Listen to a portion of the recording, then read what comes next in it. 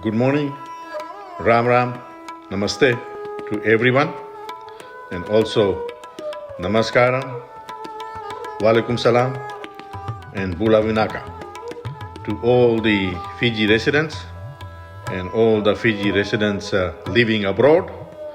As you might all know, I had posted photographs of the two sugar mills in Taveuni, the Taveuni sugar mill and the Holmhurst sugar mill, and I had informed in my writing that soon I was going to produce a documentary regarding the two historical sugar mills which were on the island of Taveuni, and that was done yesterday, and it was in the Hindi version. So the new version in English will be produced probably later on this week. So this will be the English version. And so first of all, I would like to thank my tour coordinator for the day, Ranu, an indigenous Fijian person who took me around till about 8 p.m. in the evening, and Mr. Salesh Reddy, Indo-Fijian or Indian person, born on the island of Taveuni, who gave me some more information regarding the two sugar mills. So I went to Taveuni in May and visited the island when I went to Fiji for nearly 3.5 weeks and attended the Global Girmit conference in Suva also. So before I embark any further, I would like to give a bit of a breakdown of the historical sugar mills which were in Fiji. So the Salialevu estate, which was the Taveuni sugar mill, the mill had a lifespan from 1874 to 1890, and the Holmhurst sugar mill from 1882 to 1896. And for all the viewers, the first sugar mill or the commencement of sugar plantation in Fiji was done on Wakaya Island, and that was done by David Whippy in 1870. The Suva sugar mill existed from 1872 to 1875. The Penang sugar mill commenced in 1878, and just a very brief history.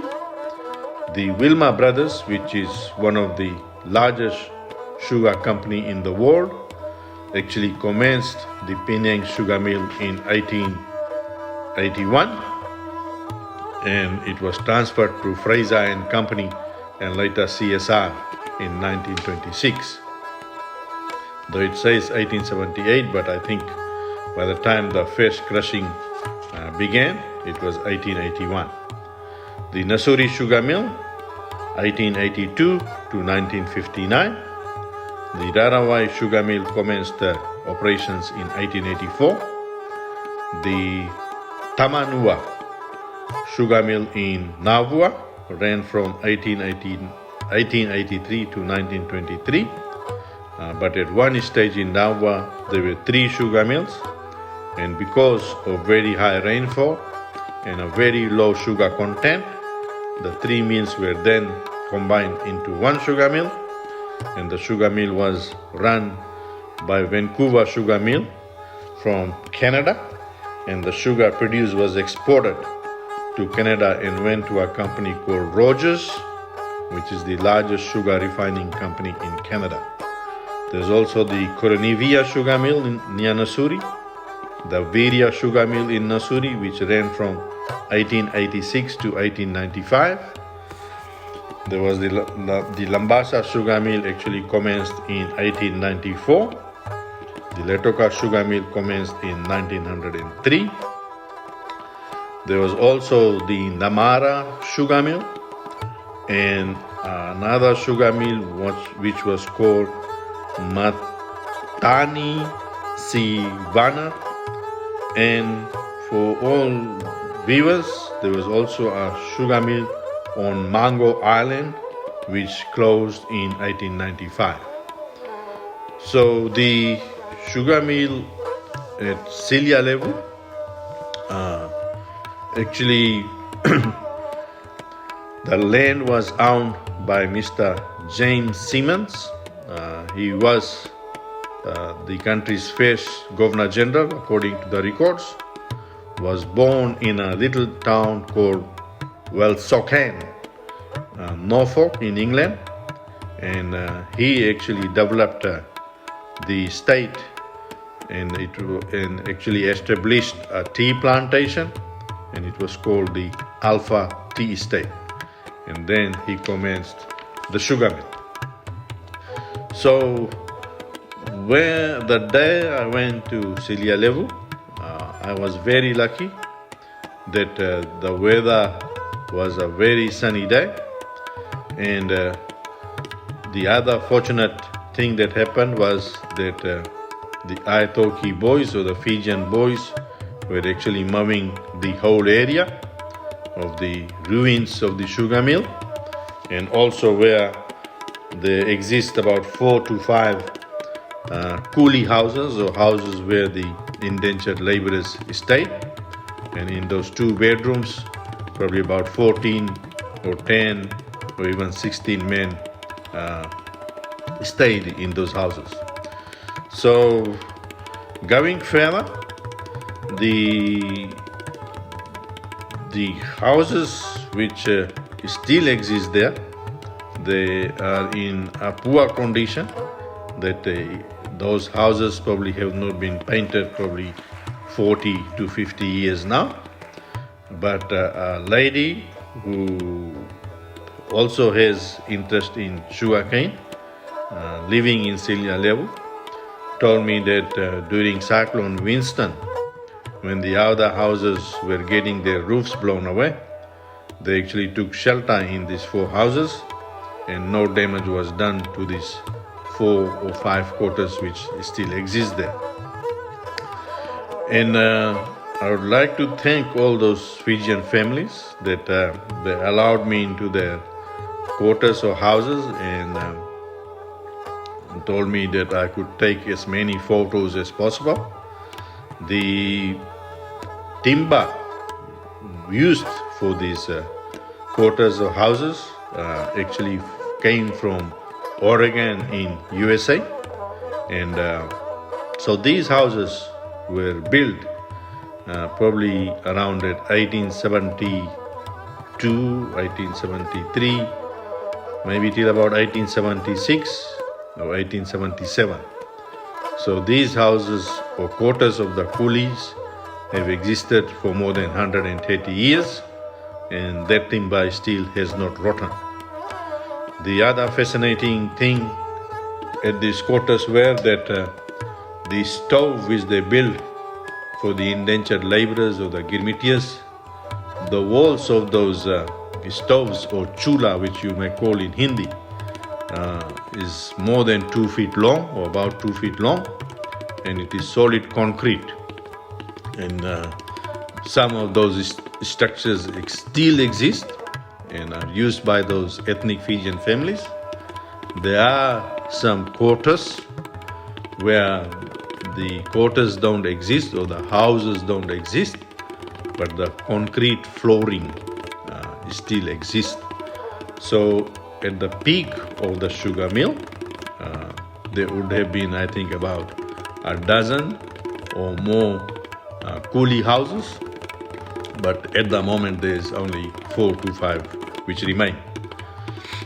And the fascinating thing was that the machinery which exists there, they were probably made in a foundry or in a blacksmith's shop way back in probably 1873 or even 1881, and was shipped to Taveuni. But those metal structures still exist, and this area is very close to the sea or the ocean, and you can imagine the salt in the air. But these old structures have still existed, so you can imagine the quality of the work that was done by these foundry people, that these ruins are still there. And there was a jetty, or a wharf, probably a jetty would be the right term. And when I went there, it was low tide, so you could actually see about 4 to 5 large concrete pillars. They're broken into pieces, but those pillars still exist on the beachfront. And so that is where the Girmitiyas, on the indentured laborers, they made their passage from probably Uttar Pradesh, in a little village, either Ikauna or Maharajganj or Basti or Gorakhpur, and then they were taken to a depot for processing in Calcutta, and then they made their voyage over a 4-month period to Levuka, and then they were put probably on a small boat to a schooner, and then taken to Taveuni. So what actually went in my mind, and plus my wife Kamni, who went along with me to Taveuni, was that imagine the Girmitiyas who left Uttar Pradesh or Bihar and then made their 4-month sea passage to Levuka. And when they would have arrived at the Salialevu estate and the other one at Holmhurst sugar mill, it would have been an area of very dense forest. And even when I was in Taveuni for about a day and a half, it can rain 2 or 3 times in a day. So they would have arrived to an area with very dense forest and very high rainfall. And being coming from India, I don't know how they still managed to survive in such a harsh environment. They would have spent a lot of time in clearing the dense forest and then preparing the land for sugarcane farming. But they managed that. And when you are at the mill's location, there's a hilly, slopey area on the other side with a little stream running in between. And if you were the superintendent or the overseer or the general manager of the mill, you could basically see from the top or the top of the hill or the top of the slope and see whether the Girmitiyas or the indentured laborers were actually working or killing time. And if they were killing time, you would basically get on your horseback and then come and probably whip the Girmitiyas or the indentured laborers. The interesting thing for us, the 4th generation and the 5th generation and the generation to come of Fiji Indians, is that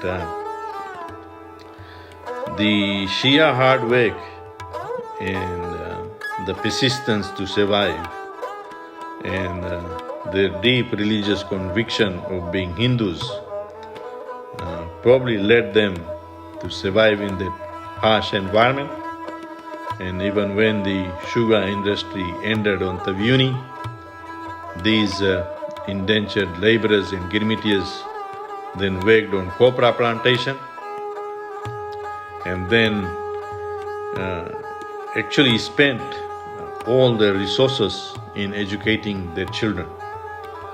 And if you look at even the people from Taveuni, they have went through formal education. They live in Suva, and also a number of Indo-Fijian or Girmitiya generation Indians have migrated to many other countries across the world. I also met a person whose son actually did his PhD in Japan and has been working in Japan for the last 10 years. So when I visited the Holmhurst sugar mill, this was an area where they used to even export sugar, whether it was for local consumption or the sugar was sent overseas. The beach shore area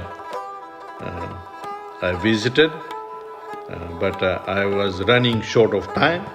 Otherwise, I would have taken photographs of the actual railway line or tram line which was built around 1882 to maybe 1885 era. And I came across just last week that a person actually has written a book on the history of locomotives and the sugar railway lines or the sugar tram lines in Fiji. And I purchased that book last week. But even way back in that 1883, Clyde Engineering, which is one of the largest manufacturers of locomotives in Fiji, we used to refer it as engines basically to pull the sugar railway cart. They did send, I think, couple of locomotives to Taveuni way back. So when I finish reading the book, I will do a summary and probably post some photos from the book on Facebook. So when you look at the land at Salialevu, I was told by the people in Taveuni that the land is actually freehold. They were not sure whether it covers an area of 5,000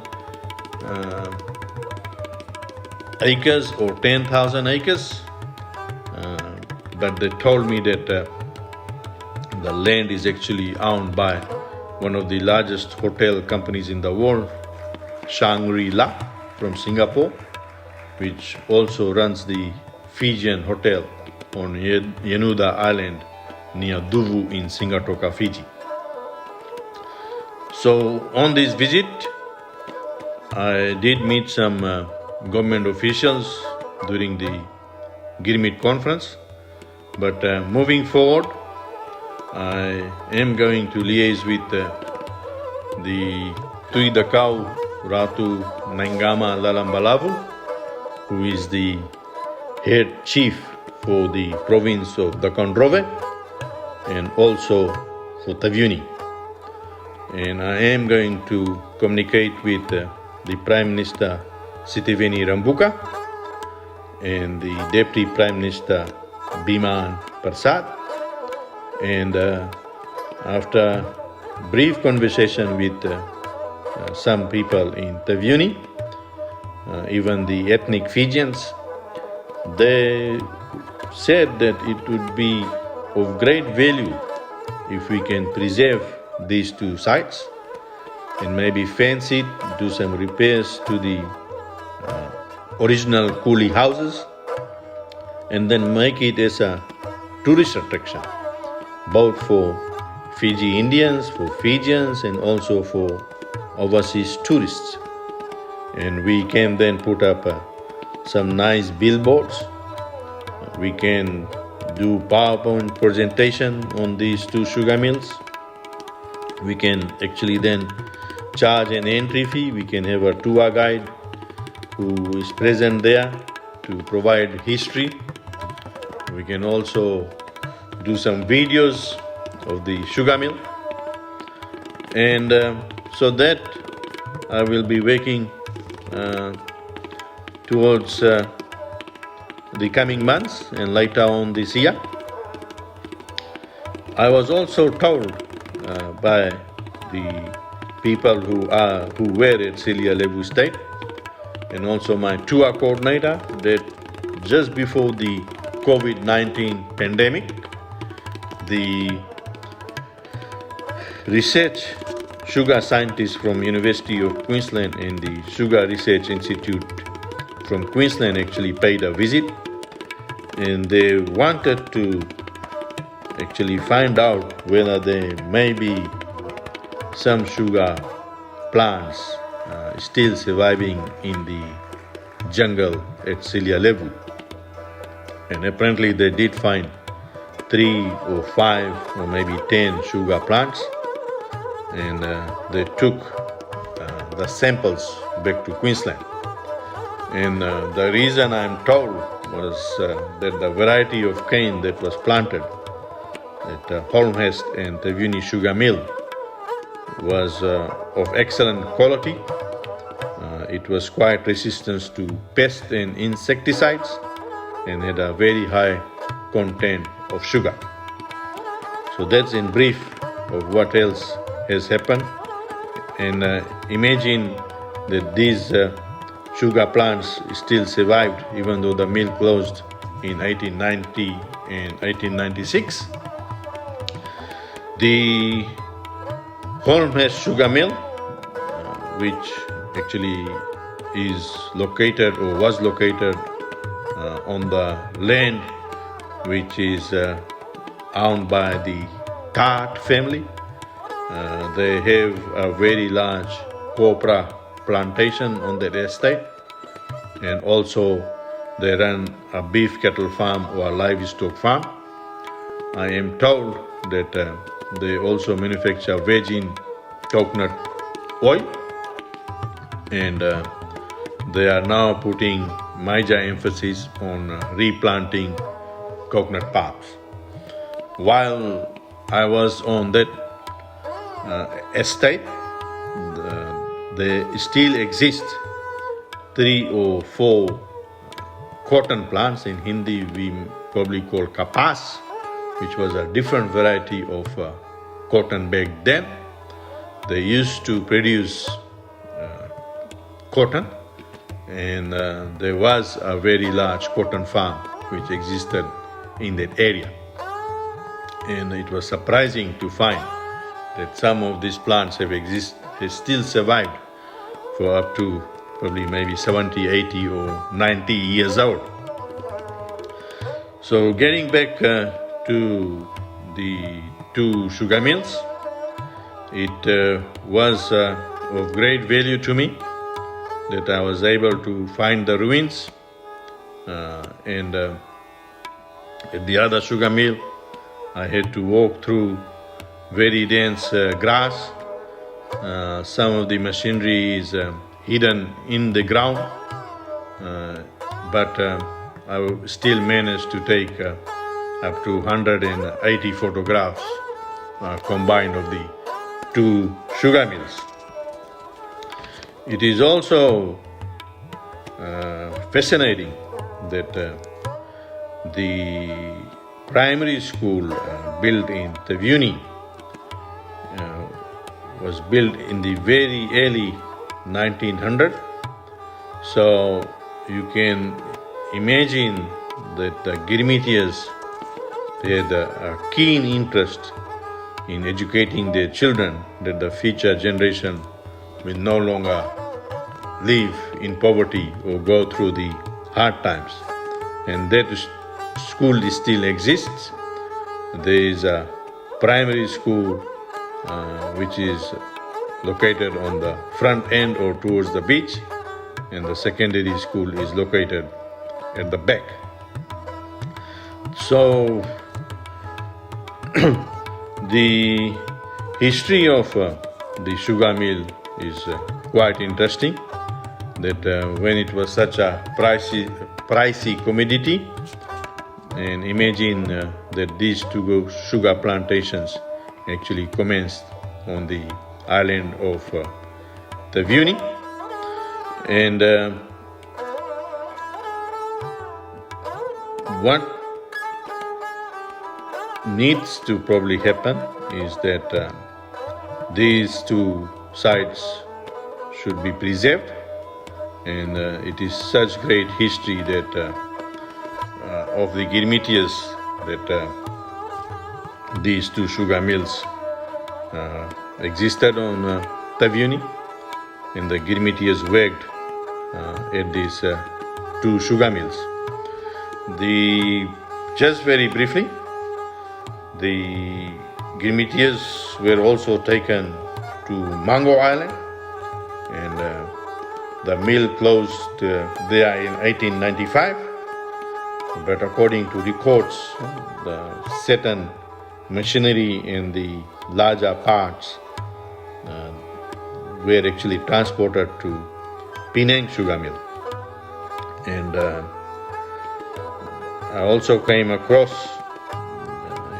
just a few months ago that the first Girmitiyas who were taken to Vanuatu were taken to David Whippy's farm estate in Wainunu Bay, and I am currently doing some extensive research regarding the settlement of Girmitiyas at Wainunu, and I will be doing further presentations and write-ups regarding that.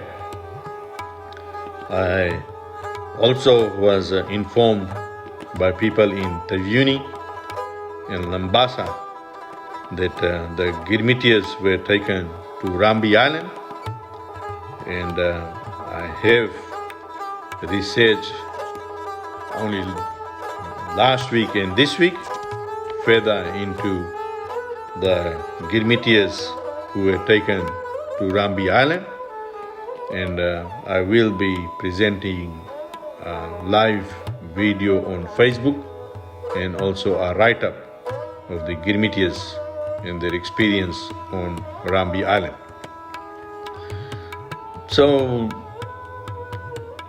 with the two sugar mills, the structure at Salialevu, I was quite surprised that even back in those days, when I was taking photos, that the mill construction even back in those days was done in such a manner that they had dug holes and concreted it. So when the sugar cane was crushed, then the juice went into those particular tanks or holes or holding, you may call, and then they had actually constructed some drains so that the waste, begas or other liquid waste actually went into these drains and probably was then soaked into the soil, and the remainder of the waste, if there was any or very little, would have just flown into the ocean. And the chimneys still exist, and a very solid construction, that those chimneys have existed since 1874 till now.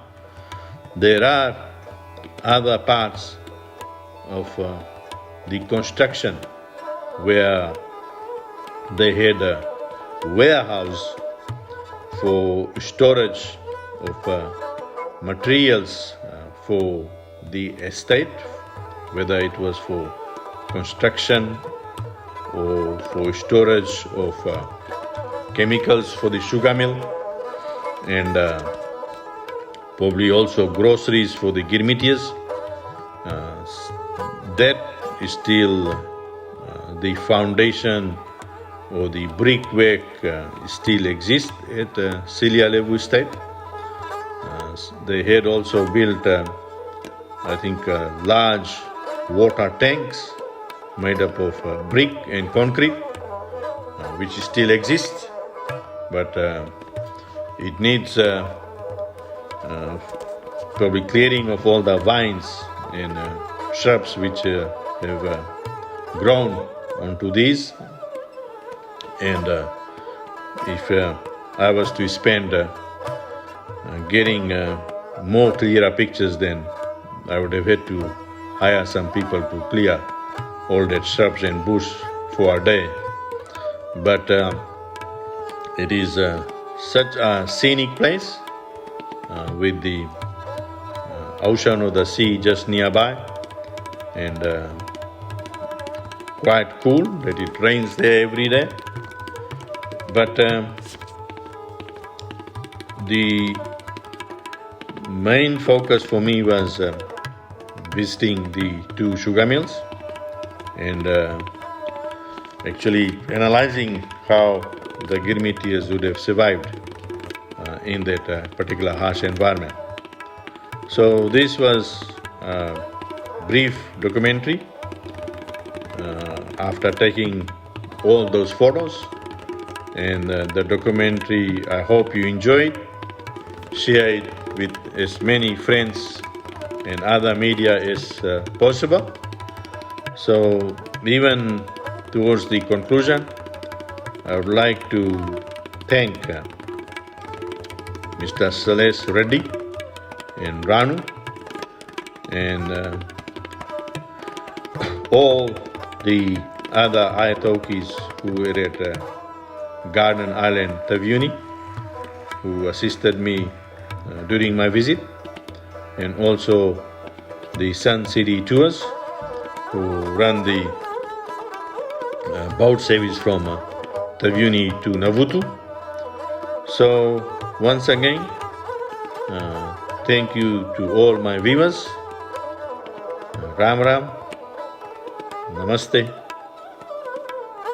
Walaikum Salam, Namaskaram, and Bula Vinaka, and Jai Shri Ram, and hope you all enjoy this short documentary.